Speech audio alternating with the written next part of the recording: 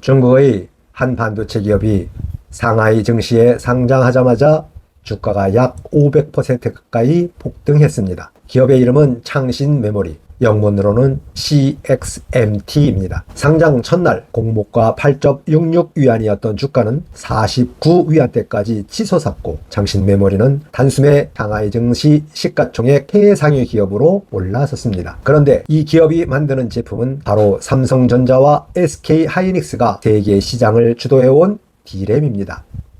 이것은 단순한 중국 증시의 흥행이 아닙니다. 대한민국 경제의 핵심 산업을 향한 중국의 본격적인 추격이 시작됐다는 신호입니다. 창신메모리는 2016년 설립된 중국의 대표적인 메모리 반도체 기업입니다. 스마트폰과 컴퓨터, 서버에 들어가는 DDR4와 DDR5, 모바일용 D램 등을 생산합니다. 이번 상장을 통해 조달한 금액은 약 579억 위안, 우리 돈으로 약 11조 원이 넘는 규모입니다. 초과 배정까지 포함하면 조달액은 약 666억 위안까지 늘어날 수 있습니다. 이는 2026년 아시아 최대 규모의 기업 공개이자 중국에서는 2010년 이후 손꼽히는 대형 IPO입니다. 이 막대한 자금은 첨단 D램 연구개발과 공장 증설, 생산 능력 확대에 투입될 예정입니다. 중요한 것은 단순히 중국의 한 기업이 상장했다는 사실이 아닙니다. 중국이 정부 자금뿐만 아니라 민간 투자자들의 자금까지 끌어들여 메모리 반도체 자립을 국가적 산업으로 키우고 있다는 점입니다. 물론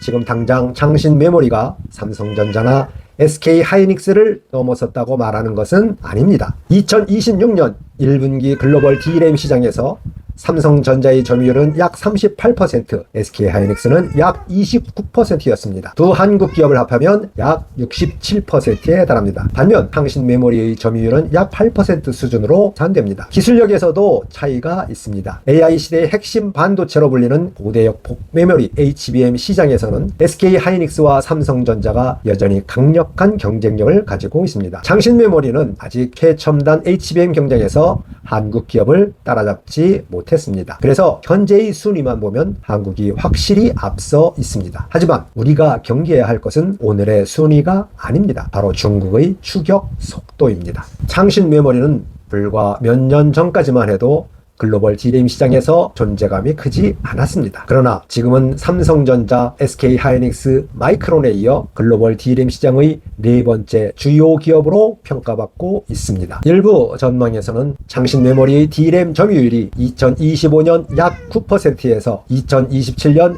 약 12%까지 상승할 것으로 예상합니다. 생산 능력도 빠르게 늘고 있습니다. 기존 허베이 공장뿐만 아니라 베이징과 상하이 지역까지 생산 거점을 확대하면서 글로벌 D램 공급에서 차지하는 비중을 키우고 있습니다. 더 무서운 것은 가격 경쟁입니다. 중국 기업은 거대한 내수 시장과 정부의 지원을 바탕으로 수익성이 낮더라도 생산량을 공격적으로 늘릴 수 있습니다. 과거 중국의 LCD 산업도 그랬습니다. 처음에는 한국보다 기술력이 뒤처졌지만 정부 지원과 대규모 공장 투자를 통해 공급량을 늘렸습니다. 결국 가격이 급격히 떨어졌고 한국 기업들은 LCD 시장에서 차례로 철수해야 했습니다.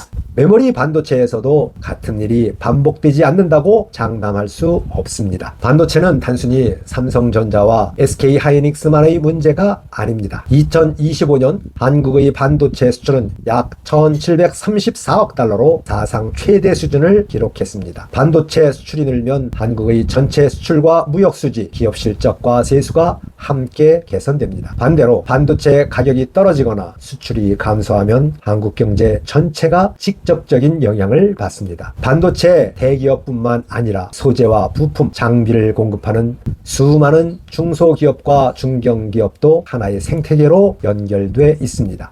고용과 지역경제, 주식시장과 국가 세수까지 반도체 산업의 성과에 크게 의존하고 있습니다. 특히 한국은 메모리 반도체에 대한 의존도가 매우 높습니다. 시스템 반도체와 파운드리에서는 미국과 대만 기업이 앞서 있는 상황에서 메모리 경쟁력까지 흔들린다면 대한민국 경제가 의지할 핵심 축 하나가 약해지는 것입니다. 창신 메모리의 성장은 중국 기업 하나의 성공이 아닙니다. 대한민국의 수출 구조와 산업 경쟁력에 대한 경고입니다. 창신 메모리가 당장 최첨단 HBM 시장을 장악할 가능성은 높지 않습니다. 그러나 범용 D램 시장부터 가격 경쟁이 심해진다면 삼성전자와 SK하이닉스는 선택을 강요받게 됩니다. 중국과 가격을 맞추기 위해 수익성을 낮추거나 HBM과 차세대 메모리에 더 많은 자금을 투자해야 합니다. 문제는 첨단 기술의 우위도 영원하지 않다는 점입니다. 범용 제품을 판매하며 생산 경험과 고객을 확보하고